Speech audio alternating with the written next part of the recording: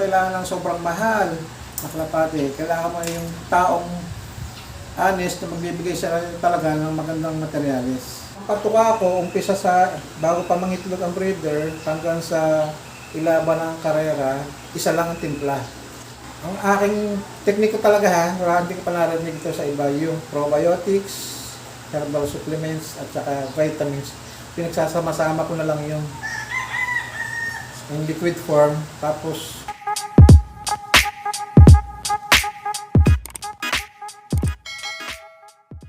Yon, magandang araw sa inyo mga kaibon. Nagbabalik ang One Arturo Vlogs. And for today's video, nandito naman tayo ngayon sa Cuenca, Batangas. At may nabisita ulit tayong magaling na pigeon puncher. Kung gusto mong makilala at makita, tara samahan nyo ako. Let's go.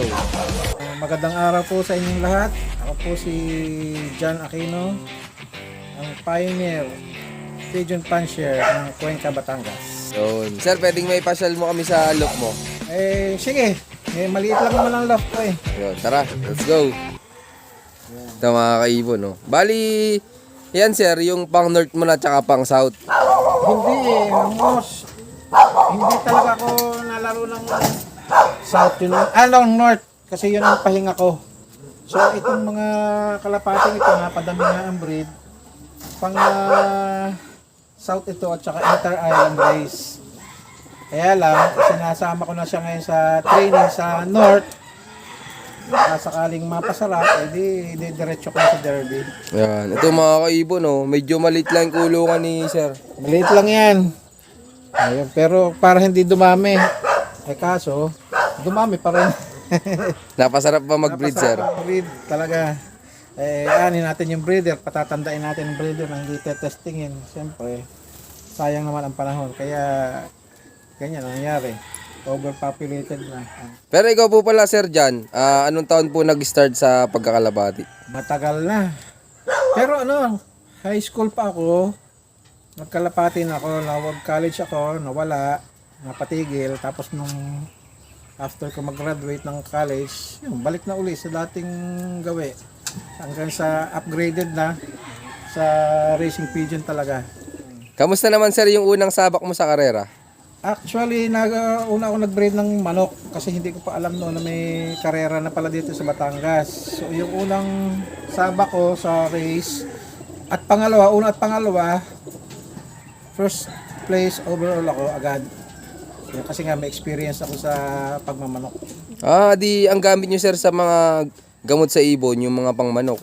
Nung una, at saka kahit hanggang ngayon, kung anong available na mga gamot, supplements, yun ang aking ginagamit. Gumagamit din ako ng herbal. Yung mga imported dati, gumamit na rin ako niyan. Ang problema sa imported, pagka derby na, nauubusan sa tindahan. So, wala ka na mabili. Kaya yung kung ano lang yung madaling hanapin, bilihin, yun na lang ginagamit ko para hanggang dulo ng karera, merong mabibili.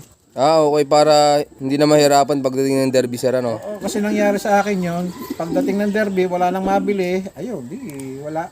Naiba ng kondisyon ng kalapate. Huwag papalitan. Kung maaari nga, mula sa itlog hanggang karera, isa lang ang gagamitin ng mga supplements para hindi mabaguhan ng kalapate. Tsaka ito si Sir Jan, hindi lagi nagkakarga ng ibon pagdating ng training. Kung di nyo kasi natatanong mga kaibon, si Sir Jan nag-start ng 2004 po ba sir? Tapos nasanay siya na yung training, malayo ang agwat. Hindi tulad ngayon sa mga training ng club na sunod-sunod. Kaya ang training ng kalapate ko, likdangan. So parang tipid ka na rin sa gastos. Ganun nangyayari. Kasi dati nga naman nakaka-uwi sir ano. Nauwi rin naman kahit likdangan At saka ang goal ko, kaya ako ginagawang likdangan para sa malapit pa lang, maubos na yung mahina talaga, ubulok na kalapati. Pag konti na lang yung tututukan mo sa derby.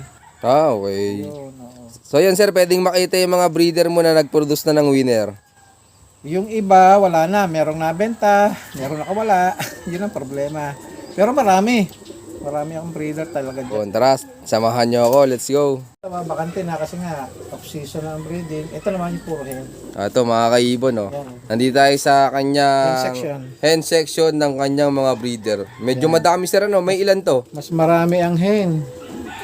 Baka nga may 30 yan eh. Ay, yung iba, nandun pa, nakasalang. Anong bloodline dyan yung madalas magbigay sa'yo ng panalo, sir? Ang unang nagbigay ng panalo sa akin, ito yung line ng Red Mercury. Ito yan. Anong mga na-produce sa'yo, sir, ni Red Mercury mo na breeder mo? First overall sa Young Bird. Yun. Ito naman, Matnog third sa UPHA OLR. Ito. Ay, yung blue bar, sir. Yan, oo. Ay, may lahi ng race yan.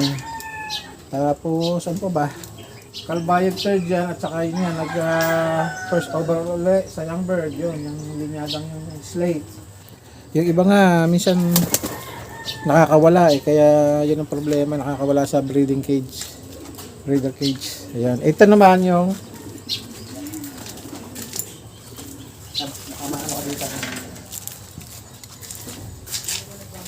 so yan ang cock section naman. Yan, dalawang yan. Kukunti. Mas kukunti siya compared sa hen. Yan. So yan ang mga nakawalay na. So ito, kapatid ng MFC 2 times second Tacloban. Ito namang isa, Javier Leyte, finisher, galing kay Inter-Island King ng Batangas, Race King ng Batangas, doon sa ating kaibigan na si Romy Corpus na nawala na. Kamusta naman, sir, yung mga naging anak nan? Tinetesting pa rin, umabot naman ng Calbayog. Yun, yung mga una kong tinesting. Ito, MacArthur finisher, Ito, MacArthur finisher. Bili mo, sir? regalo. Regalo lang, oh. Ito, yan, Aklan second, ito naman. Ito, mga inbreed, sir. Si Romy Corpus din galing yan, yung kanyang anak ng producer niya ng mga champion. Okay. Inbreed sa slate. Pagka ganitong off-season, siyempre yun, mag-inbreed para kung mamatay yung mga original na breeder, may pamalit. No? Abo. Yun. Ano mga bloodline na to, sir? Yung mga pula mo? Ayan yung ano ni Lito Limbo, Red Mercury Bangbonde rin. Yan. Parang medyo madami kayong ganan, ano, sir? Ay, yan kasi ang unang nagbigay sa akin ng champion. Yung Red Mercury. Tsaka kahit inbreed, umuwi. Kung makikita mo yun doon sa loft, 3 doon ng Red Mercury, puro inbreed yun, umuwi sa training. Yun, pagka natapos nila ang training, doon ko pa iisipin kung i-stack ko na sila o dire-diretso ko pa sa pang-off color. So yan, mga kaibon, samahan nyo naman kami ni Sir Jan. Pupuntahan natin yung kanya mga achievements sa pagkakalapati. Tara, let's go. Guys, ito po ang aking mga trophies. Kung nakikita nyo, may maliit, may malaki. So alam niyo na, pag malaki, ibig sabihin, mga guluhan. Yan, overall ng ano niya. So meron akong 4 na first overall champion sa 4 na clubs. Yan, dyan. So meron din dyang Triple Crown, o Makaltak, Arthur, Calbayog, Tacloban, last 3 laps race. Yan, may trophy rin dyan. So yan mga major. So may mga lap champion din sa pagminsan, pero mostly hindi naman ako concentrated sa malapitan, kaya ang derby tayo nagko-concentrate talaga. Kasi nandun talaga yung tuwa.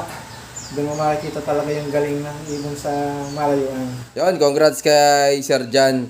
Ikaw naman, sir, kapag po malapit na yung derby, ano yung mga ginagawa mong preparation sa ibon mo?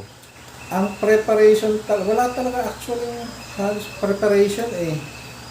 More on, ang patuka ko, umpisa sa, bago pa mangitlog ang breeder, hanggang sa ilaban ng karera, isa lang ang timpla. Yung mga supplements, may herbal din, may probiotics din tayong ginagawa. Yun lang. More on natural talaga. Pero, ang aking tekniko talaga hindi ko pa narinig ito sa iba, yung probiotics, herbal supplements, at saka vitamins. Pinagsasama-sama ko na lang yung liquid form, tapos inihalo ko na lang sa tubig.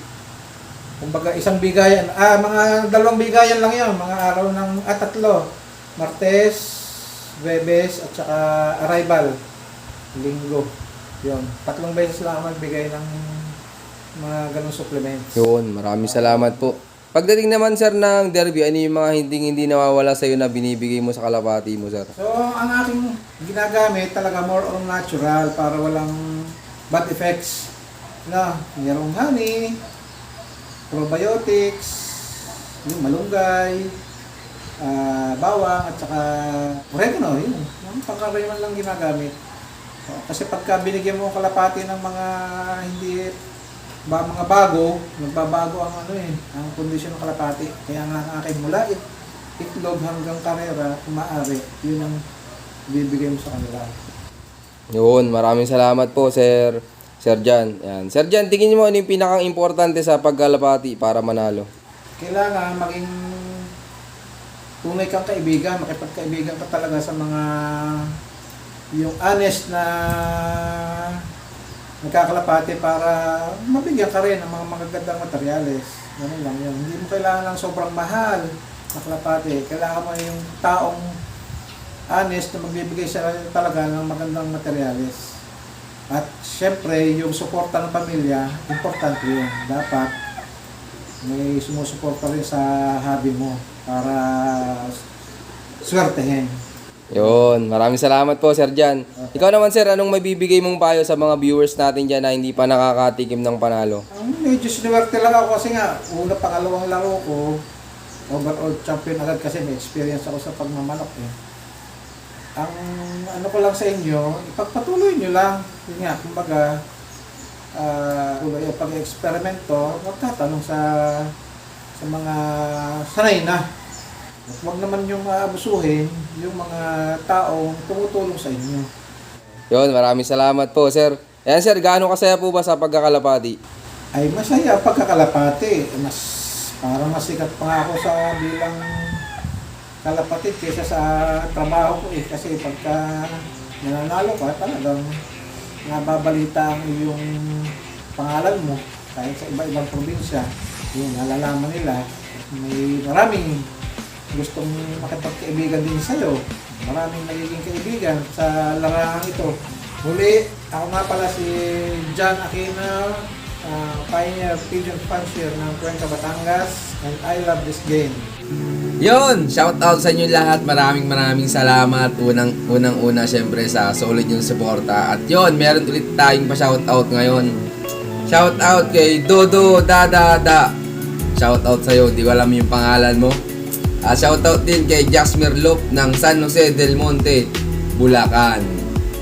Shoutout din kay Sir J. Anacion at kay Sir Christian J. Alcibor from Bicol, Kamsur. Ayan, shoutout sa inyo lahat dyan, mga taga Bicol. Shoutout din kay PG Lop, ang Panay Gulong. Hindi, mananalo ka din boss.